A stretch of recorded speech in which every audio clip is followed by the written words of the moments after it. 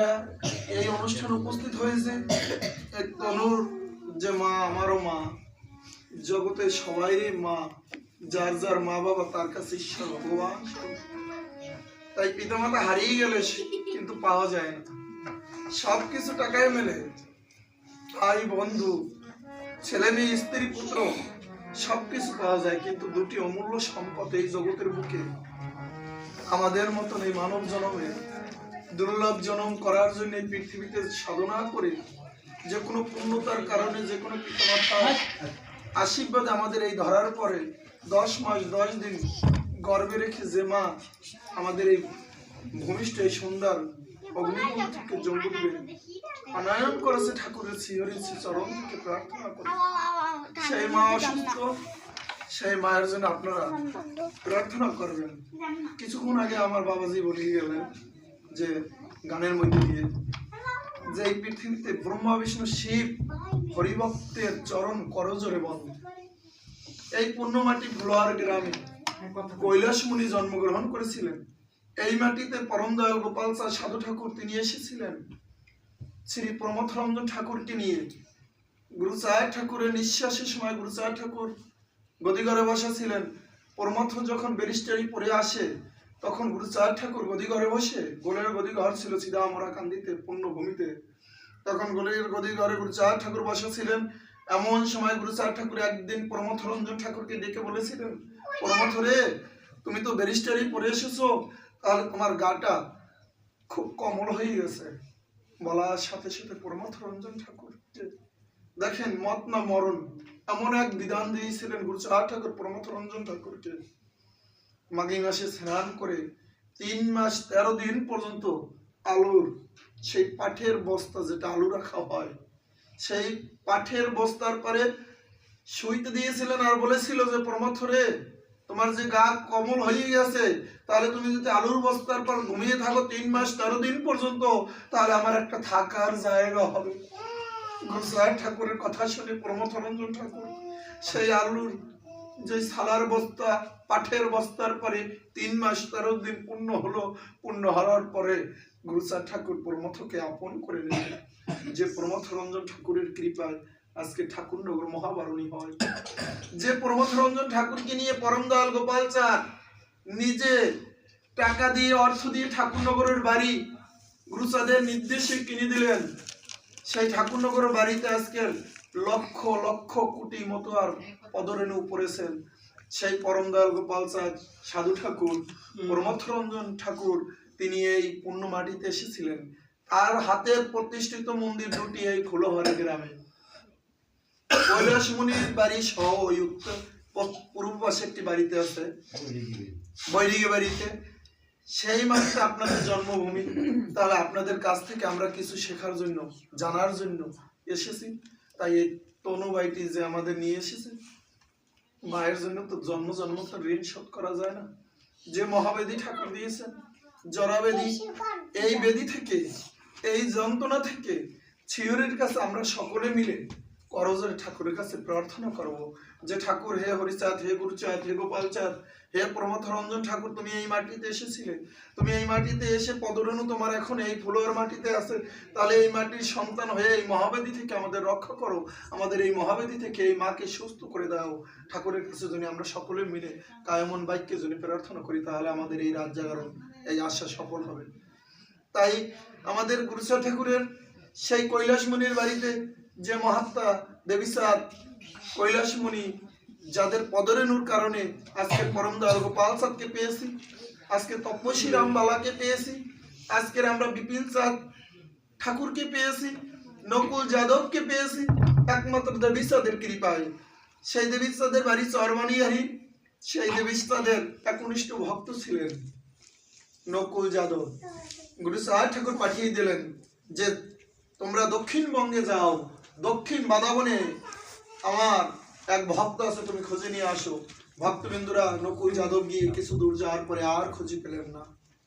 পরে দেবীচাঁদ, মহাত্মা দেবীচাঁদকে গুরুচাঁদ ঠাকুর জ্ঞান দিয়েছিলাম। ওরা কান্দিতে বসে বললেন যে দেবীচাঁদ, তুমি ঘুরে বেড়াও, তোমার দ্বারা জগতের কল্যাণ হয়, তাহলে আমার সেই নোনার দেশে সোনার মানুষ আছে, বাদাবন থেকে তুমি খুঁজে নিয়ে আসো, হরি বল হরি বল। তখন দেবীচাঁদ খুঁজিতে খুঁজিতে সেই খাসের ডাঙ্গা গেলেন। ওদিকে পরম দয়াল গোপাল চাঁদ সাধু ঠাকুরের কাঞ্চন মাতা, তার স্ত্রী মহিষী নারী সাধিকা মা, সেই মার আষাঢ়ী পূর্ণিমায় 10 তারিখে বিবাহ হয়। বিবাহর হয়ে যাওয়ার পরে পরম দয়াল গোপাল চাঁদ বাহিরে গেলেন। তখন তার সেই মায়ের যে বোন ছিল, সে মা গান ধরলেন কামিনী, যে ওরে পরাণ রয় না ঘরে, মানে ওরা কান্দি। এই গান যখন সুরে ধরলেন, সুরে ধরে পরম দয়াল গোপাল চাঁদ সাধু ঠাকুরের পাগল হয়ে গেলেন ওই গানের সুরের ভিতর থেকে, যে এই মানুষ কোথায় আছে, এই মানুষ কোথায় পাওয়া যায়, এই ওরা কান্দি কোথায়। তখন পরম দয়াল গোপাল চাঁদ কামিনীর পা জড়িয়ে ধরে কান্না করলেন।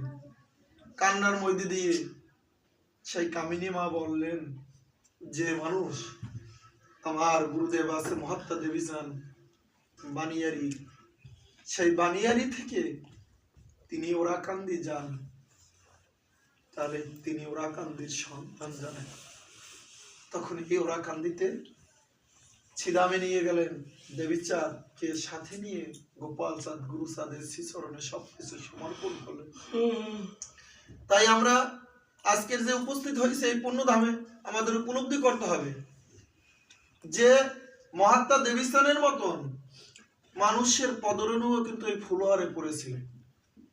তাহলে সেই মাটিতে এসে আমরা যদি আদর্শ অশ্বিনীর গান, তারকের গান, ভক্ত প্রেম সঙ্গীত, মতুয়া সঙ্গীত, অমীয় গোপাল সঙ্গীত সহ যত আমাদের শ্রী শ্রী হরিনীলাম্বিত শ্রী শ্রী গুরুচাঁদ চরিত, হরিগুরুচাঁদ চরিত্র সুধা, মানে আমাদের শ্রী নবকুমার ঠাকুরের গুরুচাঁদ মাহাত্ম্য বিচরণ পাগলের গ্রন্থ সহজনে আমরা সকলে মন দিয়ে প্রতিটা ঘরে যদি পাঠ করি, তাহলে আমাদের একটা সংসার পূর্ণ ভূমিতে পরিণত হবে। জয় হরিবল। রাত্র গভীর হয়ে আসতে আছে, তাই আমরা সবাই মিলেমিশে যদি আমরা ঠাকুরের কাছে কারণ বাক্যে প্রার্থনা করি, যদি ঠাকুর যেন আমাদের এই মার এই মহাবেদী থেকে যদি ঠাকুর রক্ষা করেন। আর আমরা আজকে যারা এই উপস্থিত হয়েছি, আমাদের এই সূক্ষ্ম সনাতন ধর্মের সকলকে নিয়ে মিলেমিশে যদি আমরা বাঁশ গাছের মতন জড়িয়ে থাকার স্বপ্ন দেখি, যদি আমরা যদি সকলকে নিয়ে আমাদের প্রতিটা পরিবার, গারস্থ আশ্রমের প্রতিটা পরিবার যদি পূর্ণভূমিতে পরিণত হয়, প্রতিটা পরিবারের ছেলে মেয়ে স্ত্রী পুত্র সবাইকে নিয়ে যদি আমরা 5 মিনিট সন্ধ্যাবেলা কর্ম শেষ করে যদি ঠাকুরের কাছে প্রার্থনা করি, আমাদের গুরুচাঁদের আদর্শ যদি পালন করি। গুরুচাঁদ ঠাকুর বলেছিলেন, খাও বা না খাও তাতে দুঃখ নাই, ছেলে মেয়েকে স্কুলে দাও। মোর পিতা হরিচাঁদ বলে গেছে, মোরে অবিদ্যান পুত্র যেন নাহি থাকে ঘরে। বিদ্যা ধর্ম বিদ্যা কর্ম বিদ্যা করো সার, বিদ্যা ছাড়া এই জাতি নাই উদ্ধার। বিদ্যার জন্য কিছু যদি করে দান, সেই বংশে নিশ্চিত হইবে বিদ্যান। যে ধর্মের রাজা নাই সে ধর্ম তাজা নাই। তাহলে আমরা যদি সেই গুরুচাঁদের আদর্শ পালন করি, আমরা যদি হিংসা নিন্দা দলাদলি ভুলে গিয়ে আমরা শিহরির শ্রীচরণে একদিন সকলকে যেতে হবে। তাই গোপাল চাঁদের মঙ্গলবাণীতে আছে, কালো মেঘে এর বুকসে যায় ওরে সন্ধ্যা পাখি, ঘাটের মাঝি বেকুব সুরে করছে ডাকাডাকি। একাই নাম করে নিজ পরিবারে উচ্চ স্বরে নাম করে পর উপকারে। তাই আমার কথায় যদি কেউ কোনো কষ্ট পেয়ে থাকেন, আপনাদের সন্তান জ্ঞানে ক্ষমা করবেন। আর আমরা সকলে মিলে মায়েরা উলুর ধ্বনি দেবেন, বাবারা জয়ের ধ্বনি দেবেন। আমাদের মানে প্রসাদের হয়ে গেছে, কিছুক্ষণ পরে মন্দিরে আনবেন। আর আমাদের শ্রীমৎ রবীন্দ্র সাহেবের মার শ্রীদাম লক্ষ্মীগিলির পাশে তার জন্মভূমি, তার একটি গান হবে, তারপর ডঙ্কর কীর্তন হয়ে আমাদের বছর সমাপ্ত করা হবে। জয় হরিবল।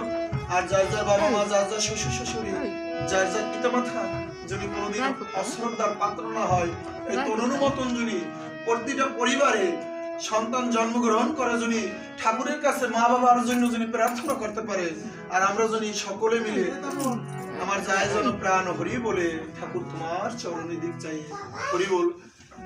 জয় জয় হরিচাঁদ গুরুচাঁদ।